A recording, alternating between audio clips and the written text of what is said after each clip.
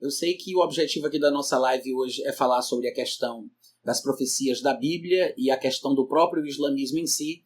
E sempre que surge uma novidade assim na mídia, né, nas notícias, sobre algum país, alguma revolução, alguma guerra, como no caso agora do que aconteceu com o Talibã, as pessoas ficam ouriçadas a respeito desse tema novamente. Embora essas marcas do islamismo, elas se apresentem desde quando ele começou, há muitos anos atrás, quando Maomé supostamente recebeu as revelações do anjo Gabriel a respeito desse assunto. E a abordagem de Maomé sempre foi assim, quer dizer, ela mudou ao longo de 22 anos, ele começou de uma determinada forma, com um tom mais pacífico, tentando ser aceito pelos judeus, ele queria ser reconhecido como um profeta. A partir do momento que os judeus rejeitaram e zombaram das supostas revelações que ele tinha tido, ele pegou uma mágoa muito grande do povo judeu e dali para frente ele começou a falar mal dos judeus. Até então, todos os muçulmanos que seguiam Maomé se curvavam em direção a Jerusalém e tentavam imitar os hábitos e os comportamentos dos judeus, porque ele achava que era um profeta que tinha sido enviado por Deus, como os outros profetas do Antigo Testamento. Ele conhecia um pouco da tradição cristã, porque ele era cercado de cristãos e de judeus na região onde ele morava. Inclusive, quem sugeriu para ele que ele poderia ser um profeta como os profetas do Antigo Testamento foi um primo da esposa dele, Khadija. Ela, quando ele começou a ter as convulsões e espumar pela boca, e ele tinha certeza que era um demônio que estava querendo que ele se matasse, ele foi falar com Khadija. Khadija pediu ajuda do primo, que era cristão, provavelmente de um segmento chamado nestoriano. E aí, quando o primo da Khadija foi conversar com Maomé, ele interpretou a experiência de Maomé como se fosse uma coisa parecida com o que acontecia com os profetas do Antigo Testamento. Maomé colocou isso na cabeça e dali para frente ele achou que era um profeta enviado por Deus. E por isso ele tentou convocar os judeus para segui-lo, tentou ser aceito por eles, os judeus zombaram, ridicularizaram, ele ficou com raiva e dali então ele pegou um abuso, um ódio, uma ojeriza do povo judeu, e é por isso que no Alcorão, quando nós vamos ler hoje algumas citações ao povo judeu, eles são chamados de porcos e de macacos, e há muitas instruções por parte de Maomé para que os seus seguidores matem os judeus, degolem os judeus, trucidem os judeus, porque são, no Alcorão, a pior espécie de pessoa da terra. E depois de um tempo, o Islã ele foi se espalhando a partir das cidades de Meca e Medina, da Península Arábica, mas tomaram praticamente quase todo o mundo antigo. E muitas guerras que nós já ouvimos falar, inclusive a Primeira e a Segunda Guerra Mundial, têm motivações islâmicas por trás. O próprio Hitler teve a ideia da solução final de exterminar e aniquilar os judeus da terra, porque foi influenciado por um líder religioso islâmico, que era o líder religioso da cidade de Jerusalém. Eles chamam de Mufti de Jerusalém. Foi ele quem passou para Hitler a ideia da solução final. Então, Hitler tinha, na verdade, uma sociedade com grupos islâmicos e havia brigadas islâmicas dentro do exército de Hitler. Inclusive, existem fotos, tem uma postagem no meu site sobre isso, com as fotos das insígnias e das bandeiras que a brigada islâmica, o pelotão islâmico, a bateria islâmica usava como representantes da sua religião em parceria com Hitler. E o que a gente não sabe é que o Islã, na verdade, embora seja inspirado por Satanás, essencialmente seja uma coisa diabólica, ele parece ter sido previsto na Bíblia como a religião do tempo do fim, da qual surgiria o último inimigo do povo judeu, que nós, que somos cristãos, chamamos de anticristo. Mas ele tem muitos nomes na Bíblia. Ele é chamado em cada livro profético de uma forma diferente. Cada autor de determinado livro tem uma expressão própria que atribui a ele. Ele é chamado de chifre pequeno, ele é chamado por João de falso profeta, ele é chamado de anticristo, ele é chamado de iníquo, ele é chamado de filho da perdição, ele também é chamado por Daniel de rei do norte, ele é chamado por Ezequiel de Gog, da terra de Magog, ele também é chamado de Assírio por Miqueias, ele tem muitos nomes. Mas cada profeta, independente da época em que tenha vivido e do termo que tenha usado, se refere às características dele, que quando são colocadas em harmonia, diante de todos os outros textos da Bíblia, fica claro que só pode ser a mesma pessoa, tá? E a minha descoberta a respeito desse assunto ela é relativamente recente. Eu sou futurista, pré-milenista e pré-tribulacionista, a minha linha escatológica segue essas três designações, né? O futurista é aquele que acredita que a maior parte das profecias ainda estão por se cumprir no futuro, depois do arrebatamento, se cumprirão no período da tribulação, do milênio, etc. O pré-milenismo é aquele que acredita que Jesus tem que voltar antes para que o milênio comece. Então Jesus primeiro vai ser visto de forma visível descendo do céu, colocará os seus pés no Monte das Oliveiras, estabelecerá o seu trono a partir de Jerusalém e reinará por 1000 anos. Então eu sou pré-milenista. Jesus vem primeiro, o milênio começa depois. E sou pré-tribulacionista, que acredita que o arrebatamento ele acontece antes do primeiro dia dos 7 anos de tribulação. E como futurista, pré-milenista e pré-tribulacionista, eu sempre pensei que o anticristo viria da Europa, como todo bom pré-tribulacionista pensa. Eu achava que ele viria da Europa, seria um líder, um estadista, um político europeu, porque a Europa que nós conhecemos hoje, ela na verdade é o mesmo antigo Império Romano do Ocidente, que se esfacelou e foi se transformando até virar o que nós chamamos hoje de Europa. Era o Império Romano do Ocidente, que foi invadido pelos bárbaros germânicos, e cada lugar que foi dominado por um determinado povo, uma determinada tribo germânica, os vândalos, os francos, os aquilo, são várias tribos, transformou aquela região toda na Europa. Então o Império Romano do Ocidente cai e vira o que nós chamamos de Europa. E eu pensava, como muitos pré-tribulacionistas pensam até hoje, que ele viria da Europa. E claro que eu tinha também versículos que eu usava como apoio para essa interpretação. Só que depois que eu comecei a me aprofundar na escatologia, no ano de 2013, de 2013 para frente, eu mergulhei um pouco mais, me aprofundei um pouco mais na pesquisa, nos estudos, e eu comecei a pensar de forma diferente. O resultado disso é que eu escrevi esse livro, não sei se dá para vocês verem aí, se chama A Bíblia, o Islamismo e o Anticristo. Tá? Esse livro ele trata somente sobre isso, sobre essa minha descoberta, sobre esse meu novo entendimento, e eu falo bastante sobre essas questões nesse livro.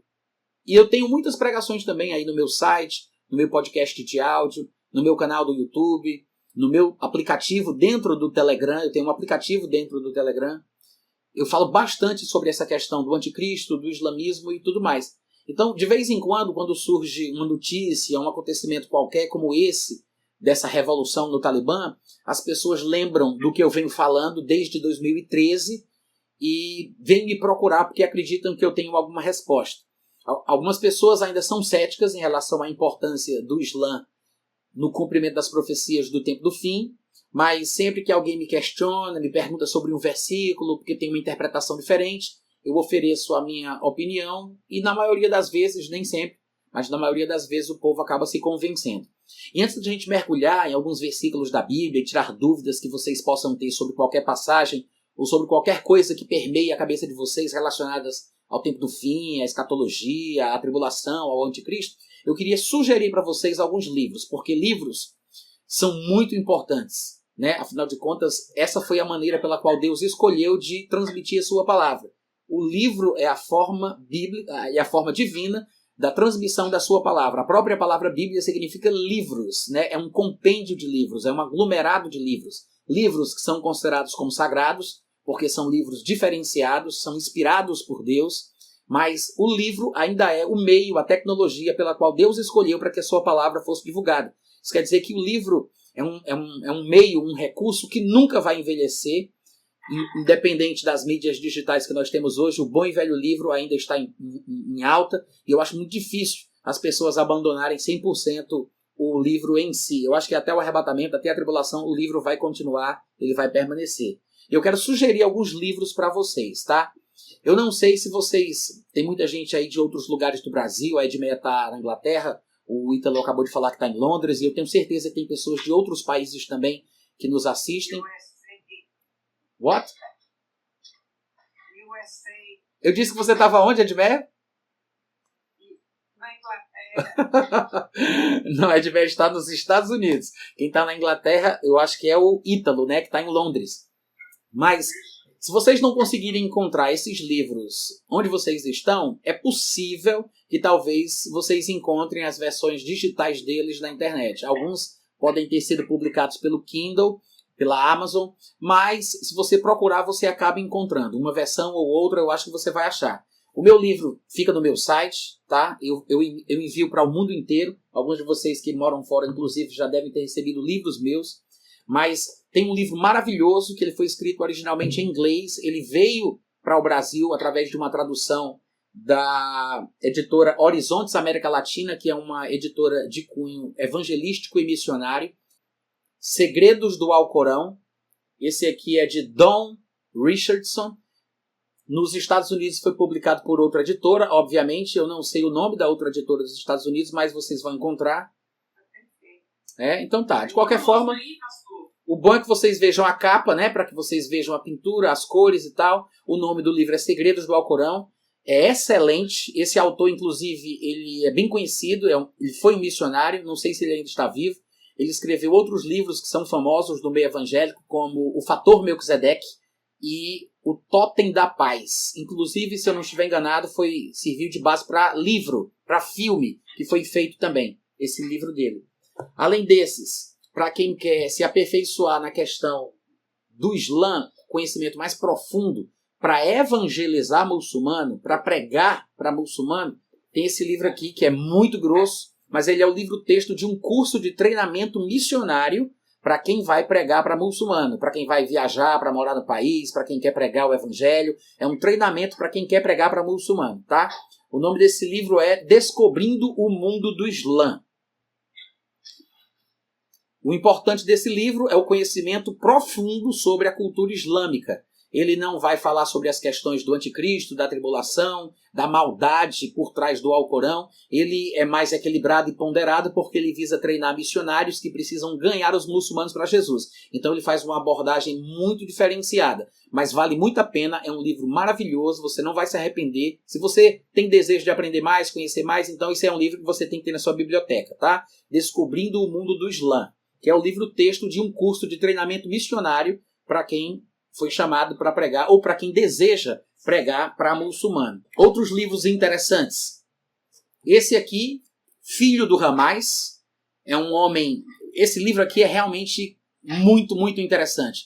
Porque esse rapaz aqui, o Mossab Hassan Youssef, que é o autor desse livro, que foi publicado no Brasil pela Sextante, ele é o filho de um dos fundadores do Hamas. Para você ter uma ideia, do grupo terrorista islâmico Hamas. E ele fala bastante sobre a vida dele, a história dele, antes de se converter, quando ele era terrorista, quando ele praticava atos terroristas como um jihadista, ali naquela região, envolvido nos projetos do Hamas. Ele foi capturado pela polícia de Israel, foi torturado, tanto pelos israelitas como torturado pelo pessoal do Hamas, e ele se converteu, confessou Jesus como Senhor da sua vida, e hoje ele é um pregador do Evangelho. E quando ele vai dar testemunho, inclusive ele é até convidado para fazer comentários em programas de televisão norte-americanos ou de outros lugares, como um comentarista político, né? E quando tem uma guerra, um atentado terrorista, às vezes quando ele é chamado, o pessoal pergunta sobre as características do Islã, as questões relacionadas aos ataques do Hamas, e ele é sempre muito claro, muito sincero, muito franco em dizer que o Hamas ele tem um objetivo claro de matar pessoas, de destruir Israel, de acabar com os judeus, que não tem nada de paz, é tudo do mal, que é uma coisa diabólica. Ele fala abertamente, de forma escancarada. Obviamente que vocês já devem supor que o próprio pessoal do Hamas tenta encontrá-lo para matá-lo. Então ele vive escondido em outro lugar, ele mora, se eu não me engano, nos Estados Unidos, ele tem o apoio dos americanos e ele é protegido de Israel. Ele já foi a Israel algumas vezes para palestrar, para discursar, para falar em prol de Israel. Mas ele é odiado pelo seu pai, pela sua família, pelos seus primos, irmãos, conhecidos e o povo do Hamas. O pai dele deserdou ele e disse que não conhece porque o filho morreu. Então imagina o quanto ele não sofreu por causa do seu amor a Jesus Cristo. Esse é um livro que vale muito a pena vocês terem e vocês lerem, tá? Tem algumas coisas dele também em vídeo no YouTube, tá? Se vocês procurarem, vocês vão achar.